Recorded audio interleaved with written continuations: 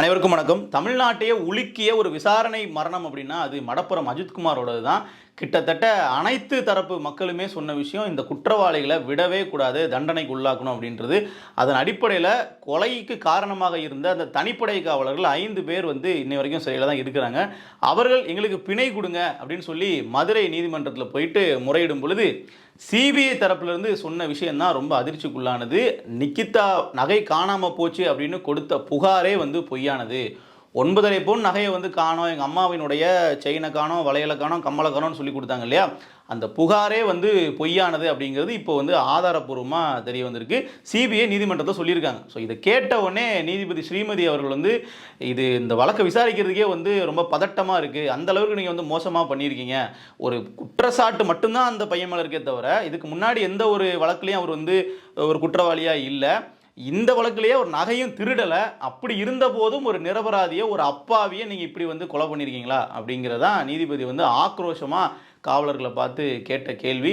So அதோட அவர்கள் நிப்பாட்டாமல் இந்த வழக்கில் சம்மந்தப்பட்ட யாருமே இதுக்கப்புறம் வெளியே போக முடியாது, சிறையிலே இருங்க. இப்போ 5 பேர் சிறையில் இருக்கிறாங்க, இன்னும் 5 பேர் இந்த மானாமதுரை டிஎஸ்பி சண்முக சுந்தரம் அவர்களாக இருக்கட்டும், இல்லை அந்த மடப்புறம் காவல் நிலையத்தினுடைய இன்ஸ்பெக்டர் எஸ்ஐன்னு அந்த எல்லாருமே இந்த வழக்கில் அடுத்தடுத்து சிறை செல்றதுக்கான வாய்ப்பு இருக்குதா சொல்லப்படுது. ஏன்னா தெளிவாக சிபிஐ சொன்ன விஷயம், இது காவல்துறையினுடைய சித்திரவதையால் ஏற்பட்ட கொலை தான்.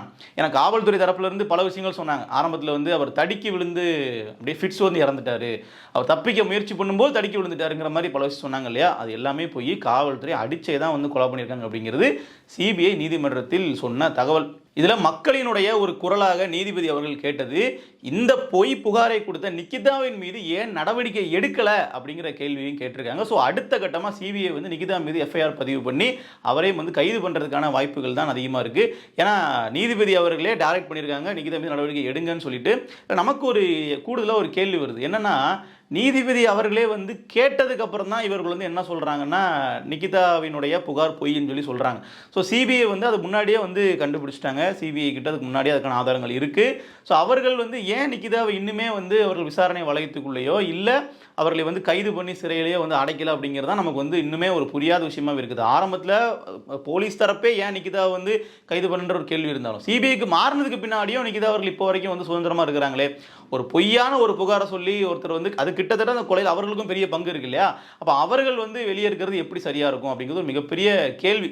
அது நீதிபதி கேட்டதுக்கப்புறம் தான் சிபிஐ சொல்கிறாங்கன்றதும் நமக்கு என்ன தோணுதுன்னா, அப்படியே நிக்கிதா ஒரு தொட முடியாத தூரத்தில் இருக்கிறாங்களா, ஊடகங்கள் போயிட்டு பேட்டி எடுக்கிறதுமே அவர்களுக்கு சாதகமான கருத்துக்கள் தான் வெளியே வர்ற மாதிரி இருக்குது, பத்திரிகையாளர்கள் போயிட்டு நிருபர்கள் போயிட்டு அவர்கிட்ட எந்த கேள்வியுமே கேட்க முடியல, அப்படி ஒரு இடத்துல தான் அவர்கள் இருக்கிறாங்க. நமக்கு உண்மையிலேயே ஒன்றுமே புரியல, இந்த வழக்கில் மர்மமாக தான் இருக்குது. ஆனால் இதில் நமக்கு தெளிவாக தெரிய வந்த விஷயம் அப்படிங்கிறது, இப்போது இந்த வழக்கில் ஒரு 10 பேர் சம்மந்தப்பட்டிருக்காங்க இல்லையா, இந்த 10 பேர் மட்டும்தான் குற்றவாளிகளா அப்படிங்கிற ஒரு கேள்வி நமக்கு இருக்குது. ஏன்னா நிக்கிதா மேலே நம்ம ஆரம்பத்திலிருந்தே பல நபர்கள் வச்ச குற்றச்சாட்டு என்னென்னா, இவங்களுக்கு மேலிடத்துல எங்கேயோ ஒரு இடத்துல பார்த்தீங்கன்னா தொடர்பு இருக்குது, தலைமைச் செயலகத்துலேயும் சரி டெல்லியிலலாம் இவர்களுக்கு ஆள் இருக்குது, அப்படி தான் ஃபோன் அங்கேருந்து டெல்லியிலேருந்து தமிழ்நாடு, தமிழ்நாட்டிலேருந்து இங்கே மானாமதுரை டிஎஸ்பிங்கிற மாதிரி அந்த லிங்க் போயிருக்குன்றதான் பரவலாக பலரும் வச்ச குற்றம் அந்த சமயத்தில்.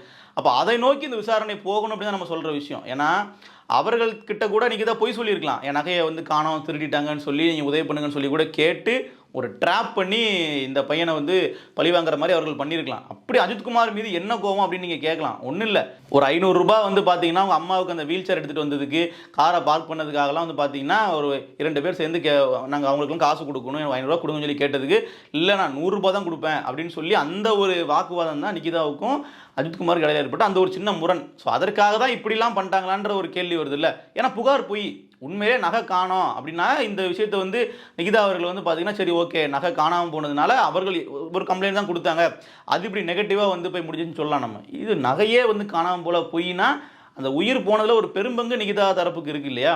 அதில் நகை காணாமல் போச்சுன்னு சொல்லி வெறுமனே ஒரு புகார் கொடுத்தா மட்டுமே எந்த ஒரு குற்ற பின்புலமும் இல்லாத ஒரு இளைஞரை அப்படி தூக்கி கொண்டு போய் அடிக்கணும்னு அவசியம் இல்லையே. ஒரு ரெக்கார்டிகளாகவே அவங்க ஒரு திருடன், எப்போவுமே நகையை ஒரு திருடுறதே ஒரு வேலையை வச்சுருக்காரு, அந்த மாதிரியான ஒரு ப்ரொஃபைல் உள்ளவங்கன்னா கூட இவங்க இது மாதிரி பண்ணால் நம்மளால் புரிஞ்சிக்க முடியுது, அதுவுமே தவறு. அந்த சமயத்துலையுமே அடித்து விசாரிக்கிறது, காவல் நிலையத்தில் இல்லாமல் வெளியே மரத்தடியில் மாட்டுக்கொட்டையெல்லாம் வச்சு விசாரிக்கிறதுலாம் சரி கிடையாது. அப்படியே இருந்தாலும் அதில் ஒரு லாஜிக் இருக்குது, இதில் அது கூட இல்லையே.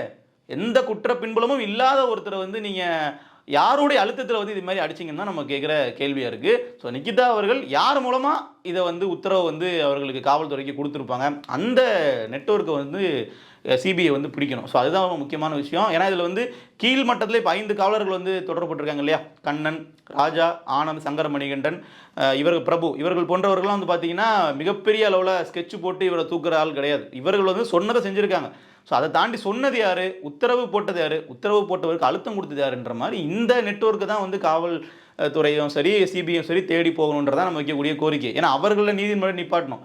ஸோ நீதிபதி அவர்களும் இந்த வழக்கை வந்து அவ்வளோ சீக்கிரமாக விடுற மாதிரி இல்லை. ஏன்னா அவர்களுக்கு பிணை கூட கொடுக்கக்கூடாதுங்கிறது தான் நீதிபதி அவர்கள் வெளிப்படையாக சொன்ன விஷயம். அப்போ கண்டிப்பாக இந்த வழக்கை சாதாரணமாக விட மாட்டாங்க. இந்த அஜித்குமாரினுடைய வழக்கு இருக்கு இல்லையா, இந்த சம்பவத்துக்கு அப்புறமா ஒரு விசாரணை மரணம் அப்படிங்கிறது வந்து இது வரைக்கும் நடக்கலை அப்படிங்கிறது ஒரு நல்ல விஷயம் தான் தமிழ்நாட்டில். இதுக்கப்புறமா நடக்கக்கூடாது. அதற்கு இந்த வழக்கு ஒரு பெஞ்ச் மார்க்காக வந்து ஒரு தீர்ப்பை வந்து வழங்கியே ஆகணும். இன்னொன்று, மக்கள் தரப்புலேயும் நம்ம பேசுறது சில விஷயங்கள் இருக்குது. பொதுமக்கள் வந்து போலீஸ் வந்து தடியடி நடத்துறது, இல்லை போலீஸ் வந்து காவல் நிலையத்தில் கூப்பிட்டு வச்சு விசாரணை அப்படிங்கிற பேரில் அடிக்கிறது, பாத்ரூமில் வலிக்கி விழுந்துட்டாங்க அப்படிங்கிற பேரில் வந்து கையை உடச்சி மாவு கட்டு போட்டு அன்றைக்கி வச்சுட்டு ஃபோட்டோ எடுக்கிறதெல்லாம் பார்த்தீங்கன்னா பொதுமக்கள் வந்து கொண்டாடுற விஷயத்தை நம்மளால் பார்க்க முடியுது. அதை வந்து பொதுமக்கள் ஒரு ஹீரோயிசமாக பார்க்குறாங்க. தவறு செய்த ஒரு குற்றவாளியாகவே இருந்தாலும் கூட அதற்கான தண்டனை அப்படிங்கிறது காவல் நிலையத்தில் வழங்கப்படக்கூடாதுங்கிறது தான் சட்டம். ஸோ நம்ம அதை வந்து ஊக்குவிக்கிறோம். போலீஸ் வந்து இன்றைக்கி ஒரு குற்றவாளி, அது சின்ன குற்றம் பண்ணியிருப்பாங்க இல்லை பெரிய குற்றம் பண்ணியிருப்பாங்க, ஏதோ ஒரு குற்றவாளியை வந்து போலீஸே வந்து அடிக்கிறாங்க, அடித்து வந்து பார்த்திங்கன்னா கெட்டு போட்டு ஒரு ஃபோட்டோ போடுறாங்கன்னா இதை வந்து கொண்டாடுறது ஒரு கூட்டம் இருக்குது பாருங்கள். அது வந்து பொதுமக்கள்லேயே ஒரு பெருங்கூட்டம் இருக்குது. அது ரொம்ப ஒரு ஆபத்தான ஒரு கூட்டமாக இருக்குது. அதை வந்து என்டர்டெயின் பண்ணாதீங்க, அதை வந்து நீங்கள் சப்போர்ட் பண்ணாதீங்க. அது இந்த மாதிரி இடத்துல தான் கொண்டு போய் நிப்பாட்டும். கடைசியில் நீங்கள் வந்து ஒரு நபர் வந்து திருடி இருக்கட்டும், இல்லை ஏதாச்சும் ஒரு குற்ற சம்பவங்களில் ஈடுபட்டிருக்கட்டும், ஒரு வழக்கில் தொடர்புடையாக இருக்கட்டும், அவர் எல்லாரையுமே விசாரித்து குற்றவாளியாக நிரபராதியான்னு சொல்ல வேண்டிய இடம்ன்றது நீதிமன்றம். அப்போ காவல் நிலையத்தில் உள்ளவங்க வந்து அவர்களை வந்து செக்யூர் பண்ணி கொண்டு போய் நிப்பாட்டணும். ஸோ அதுதான் அவர்களுடைய வேலை. அப்போது அந்த விஷயத்தை அவர்கள் பண்ணுறதுக்கு நீதித்துறை வந்து அவர்களை கைட் பண்ணும். ஆனால் நாம் வந்து என்ன பண்ணக்கூடாது, இந்த மாதிரியான செயல்பாடுகளை என்டர்டெயின் பண்ணக்கூடாது. நீங்கள் விசாரணை அப்படிங்கிற பேரில் உண்மையை வாங்குறதுக்கு அப்படி அடித்து உண்மையை வாங்குகிறோம் நாங்கள் பண்ணுறோம் அப்படின்னா, நாளைக்கு ஒருத்தர் வந்து அவரை அடித்து ஒரு பொய்யை கூட சொல்ல வைப்பாங்க. நீங்கள் வந்து தப்பே செய்யலைனா கூட அடித்து ஒருத்தனை ஒத்துக்க வைக்கக்கூடிய விஷயங்கள் அதிகமாக நடக்கும். நம்ம இந்த மாதிரி காவல்துறையில் நடக்கக்கூடிய வன்முறைகளை நம்ம ஊக்குவிச்சோம் அப்படின்னா, இன்றைக்கு வந்து ஒரு அப்பாவி வந்து ஒரு மரணம் ஏற்படுது இல்லையா, இதற்கான காரணம் என்ன? இத்தனை வருஷமாக வந்து பார்த்தீங்கன்னா குற்றம் செய்தவர்கள், தவறு செய்தவர்கள், இல்லை சின்ன தவறு பெரிய தவறு இப்படி பண்ணவங்களை வந்து காவலர்கள் தாக்குனதை நாம் ஊக்குவிச்சதனுடைய விளைவு தான் இன்றைக்கு வந்து அஜித்குமார் போன்ற அப்பாவியினுடைய மரணம். ஸோ அதனால் வந்து காவலர்களினுடைய அந்த ஒரு வன்முறை, போலீஸ் வந்து கஸ்டடியில் இருக்கும்போது அடிப்பாங்க, விசாரணைனாலே அடிப்பாங்க அப்படிங்கிற ஒரு பார்வை இருக்கு இல்லையா, அதை வந்து பொதுமக்கள் தரப்புலேருந்து நாம் எதிர்ப்பு தெரிவிக்கணும். ஏன்னா பொதுமக்கள்ல இருந்து தான் ஒருத்தர் காவலராக அங்கே போகிறாரு, பொதுமக்கள்ல இருந்து தான் வந்து அந்த சிஸ்டமே வந்து இயங்குது. அப்போது எதிர்ப்பு அப்படிங்கிறது இங்கேருந்து வரணும். ஏன்னா சட்டத்தில் அதுக்கான இடம் இல்லை. சட்டத்தில் வந்து விசாரணை கைதிகளை அடிப்பதற்கான உரிமை கிடையாது. அதை நீதிமன்றம் கண்டிக்கும். ஆனால் அதை வந்து ஊடகங்களில் வரும்பொழுது எல்லாருக்கும் தெரிஞ்ச உண்மையை நம்மளே வந்து கண்ணை மூடிட்டு இல்லைன்னு சொல்கிற மாதிரி அதை நம்ம வந்து கடந்து போகிறது அப்படிங்கிறது சரியான ஒன்றாக இருக்காது. கண்டிப்பாக அதே மாதிரியான விஷயங்களுக்கு நாம் என்றைக்குமே வந்து ஒரு ஃபயர் விடுறதா இருக்கட்டும், இல்லை அதை வந்து நம்ம ஆதரிக்கிறதா இருக்கட்டும், அதெல்லாம் பண்ணக்கூடாது. ஸோ அதற்கு இந்த வழக்கை நாம் ஒரு உதாரணத்துக்கு எடுத்துக்கணும். ஸோ இதில் வந்து எக்கச்சக்கமான விசாரணை மரணங்கள் வந்து இந்தியா முழுக்க வந்து பெண்டிங் இருக்குது. எதுலையுமே அதில் தீர்ப்பாகலை அப்படிங்கிறத கூட சமீபத்தில் வழக்கறிஞர் ஹென்ரி டிஃபைன் அவர்கள் சொல்லியிருந்தார். அதாவது இப்போ அஜித்குமார் அவர்களுக்கெல்லாம் போராடின வழக்கறிஞரும் அவர் தான். அப்போ அவர் சொல்லும் பொழுது யாருமே வந்து கன்விக்ட் ஆனதில்லை, விசாரணை கைதியாகவே இருப்பாங்க, ரொம்ப நாள் கழித்து வந்து சுப்ரீம் கோர்ட் வரைக்கும் போயிட்டு அவர்கள் வந்து ஜாமீன் வாங்கிட்டு வருவாங்க, இப்பெல்லாம் பண்ணுவாங்க. ஸோ ஆனால் இந்த வழக்கில் வந்து நம்ம தண்டனை வழங்குற அறைக்கும் நம்ம வந்து கொண்டு போகணும் அப்படிங்கிறத நம்ம சொல்கிற விஷயம். குற்றவாளி தண்டிக்கப்படட்டும். இந்த 5 பேரை விட ஒரு பெரிய குற்றவாளி இருந்தாங்கன்னா அவர்களுக்கு தண்டனை கிடைக்கட்டும். ஸோ எல்லாருமே வந்து தண்டிக்கப்படணும், சட்டத்தின் நிறுத்தப்படணும் அப்படிங்கிறத நம்ம வைக்கக்கூடிய கோரிக்கையாக இருக்குது. நன்றி.